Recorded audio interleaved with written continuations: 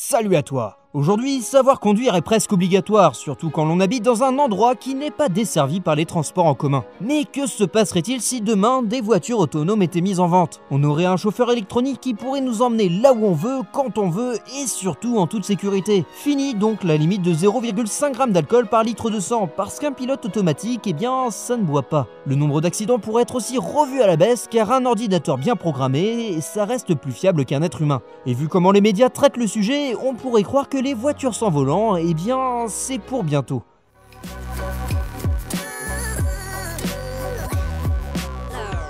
Une voiture totalement automatisée pouvant remplacer l'être humain lors de la conduite, c'est le rêve de beaucoup de personnes. Surtout quand l'on voit les médias qui disent que Renault, Volvo, Citroën ou d'autres marques automobiles vont proposer d'ici 2020 des modèles de voitures autonomes. Ces voitures nous emmèneront partout, enfin, tant que l'on ne voyage pas sous la neige, qu'il ne faut pas faire de manœuvre ou bien qu'il n'y ait pas trop de piétons. Pour un conducteur humain, adapter sa conduite s'il y a des intempéries ou bien s'il doit éviter une ambulance sera une chose assez aisée car il a été entraîné. Mais pour un pilote automatique, c'est légèrement différent car son entraînement, eh bien, c'est une succession de lignes de code. Il faudra donc programmer les réactions que la voiture aura quand elle devra affronter des imprévus. Et forcément, ça coûte beaucoup de temps, d'efforts et surtout d'argent. Mais du coup, est-ce que c'est vraiment possible d'avoir une voiture totalement autonome? Les médias nous parlent bien de voitures autonomes ou de voitures sans conducteur, ce qui voudrait dire que nous sommes capables d'en produire. Alors qu'en fait, on se rend compte quand l'on regarde les modèles de voitures proposés qu'il n'y en a aucun qui est totalement autonome. Il n'y a qu'à regarder la voiture autonome souvent citée comme la plus aboutie, qui est celle de Google. En fait, la Google Cars risque d'avoir des complications lorsque des événements trop imprévus vont se dérouler. Mais elle peut tout de même se déplacer à peu près partout, tant que sa vitesse est basse, le temps de traiter toutes les informations. Et si on regarde d'autres voitures qui sont dites autonomes, on n'est pas encore dans l'idéal. Par exemple, avec le mode autonome des voitures Tesla, il faut quand même garder les mains sur le volant et être prêt à le reprendre n'importe quand. Mais alors, pourquoi l'idée de voiture totalement autonome et disponible d'ici 2020 continue de se véhiculer? En plus des médias qui font transiter l'idée, il y a aussi les services commerciaux des constructeurs qui surfent sur la vague. Après tout, quoi de mieux pour faire sa publicité qu'une promesse d'un futur agréable? Car quand l'on voit les prototypes de la prochaine génération de voitures, on distingue souvent des modes autonomes. Et j'ai envie de dire que oui, effectivement, dans la prochaine génération de voitures, il y aura bien des modes autonomes, ou du moins semi-autonomes. Avoir un mode automatique sur l'autoroute aujourd'hui, eh bien on sait le faire car il n'y a pas trop d'éléments qui entourent la voiture. Mais ce n'est pas le cas lorsqu'une voiture est en ville et on va prendre un exemple pour illustrer ça. On va prendre un personnage en train de conduire et on va l'appeler Kleber. Aujourd'hui, Kleber conduit en ville et son champ de vision est assez large, ce qui lui permet de distinguer plusieurs obstacles comme des passants ou d'autres voitures. Bon, on va pas se le cacher, Kleber c'est pas vraiment une flèche. Mais lorsqu'un enfant va traverser rapidement la chaussée, eh bien Kleber va le voir et il va pouvoir s'arrêter.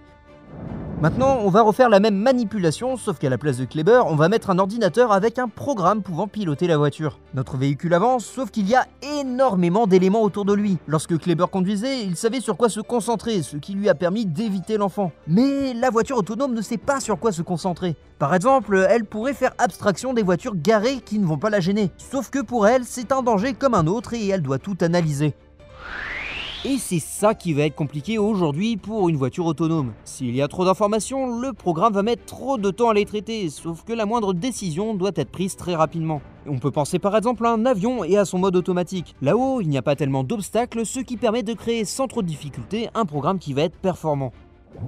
Et c'est d'ailleurs pour ça que lorsque l'on voit des vidéos avec des voitures qui sont dites autonomes, elles se trouvent très rarement en agglomération.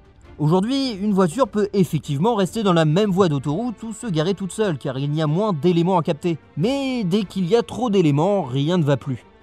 Et on pourrait aussi se tourner vers l'intelligence artificielle pour faire face à ces problèmes. Car si l'on suivait cette logique, à force de rouler, le véhicule pourrait apprendre comment faire pour gérer toutes les situations différentes. Sauf qu'après plusieurs milliers de kilomètres, deux véhicules pourraient avoir des expériences différentes, ce qui pourrait devenir imprévisible et donc dangereux.